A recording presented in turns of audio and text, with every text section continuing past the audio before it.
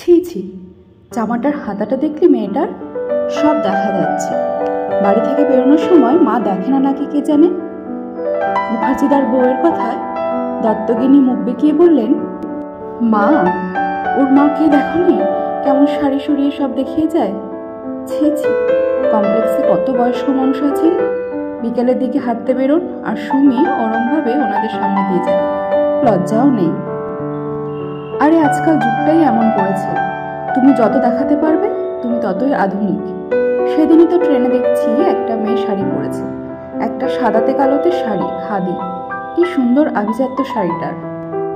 সেটাকে গুটিয়ে গুজিয়ে এমনভাবে পরেছে পুরোটাই দেখা যাচ্ছে। হাত নাড়িয়ে ইশারায় প্রায় সবটা দেখিয়ে বললেন ঘোষ বৌদি। আমাদের ছেলেদের কি দোষ বলতো?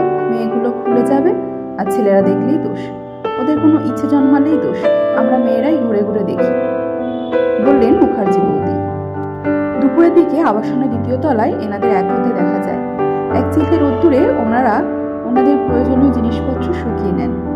কেউ চুল তো কেউ পারেন ভেজা নাইটি, আর কেউ সূত্র ধরেই নানান মুখরোচক গল্পে মেতে ওঠেন।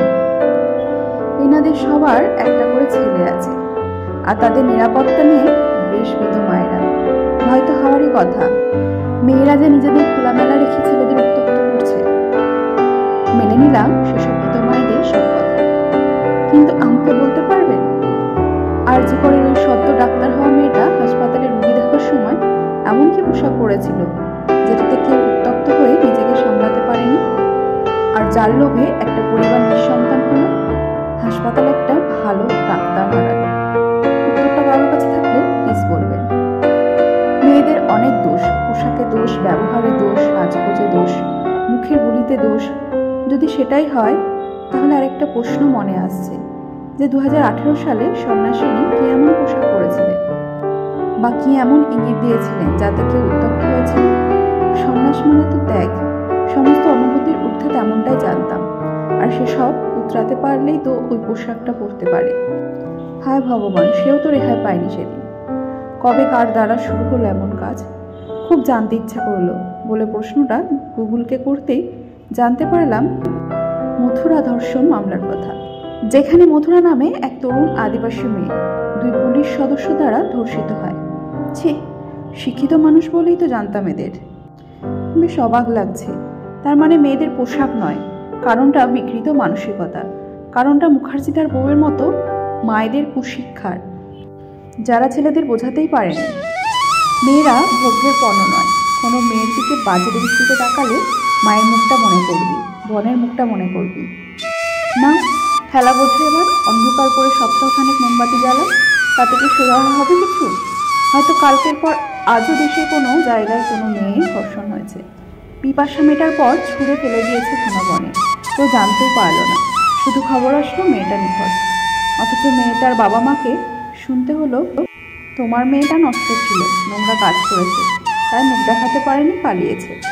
এরকম অনেক ঘটনা ধরা পড়েই না, আর যাদেরটা ধরা পড়ে যায় তাদের জন্য বেশ কিছুদিন চলে প্ল্যাকার্ড, মিছিল, কালো ডিপি, মোমবাতি, প্রতিবাদ করছি আমরা।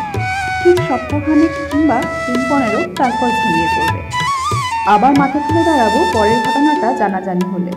কিছুদিন আগেই ট্রেনে একজন বলছিলেন মেয়েরা আজকাল খুব ডেসপারেট হয়েছে, ছেলেদের থেকেও বেশি, কিন্তু আমার মনে হয় ওদের আরও ডেসপারেট হতে হবে।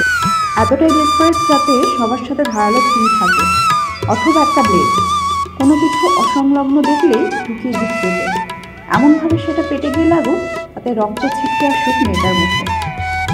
মুখটা লজ্জায় নয়, রাগে লাল হয়ে যাক। খুব হিংস্র শোনাচ্ছে না? তার থেকেও বেশি হিংস্র ওই মানুষগুলো যারা সব কাজ সেরে রক্তাক্ত মেয়েটাকে ঝুলিয়ে দেয়, প্রমাণ করার জন্য যে ও আত্মঘাতী। যে যাভাবে ভাবুক, আমি একটা জিনিস বুঝি, নিজের ভালো নিজে না দেখলে কেউ দেখতে আসবে না। আহা, এটুকুই বরাদ্দ। তাই যদি সোজা আঙুলে ঘৃণা ওঠে, আঙুল এভাবেই বোঝায় বাঁকাতে হয়, হয়তো খানিক হলেও কাজ হবে। মেয়ের মা হিসেবে মেয়েকে অনেকবার শিখিয়েছি ভদ্র হও, সভ্য হও, কারোর মুখে মুখে কথা বলো না, কিন্তু আজ মনে হচ্ছে শিক্ষাটা এমন হোক নিজের সম্মান বাঁচানোর জন্য যেটা ঠিক মনে হয় করো, বাকিটা আমি দেখে নেব। কিন্তু যে শিক্ষাটা দিলাম ডেসপারেট হয়ে অপব্যবহার করো না।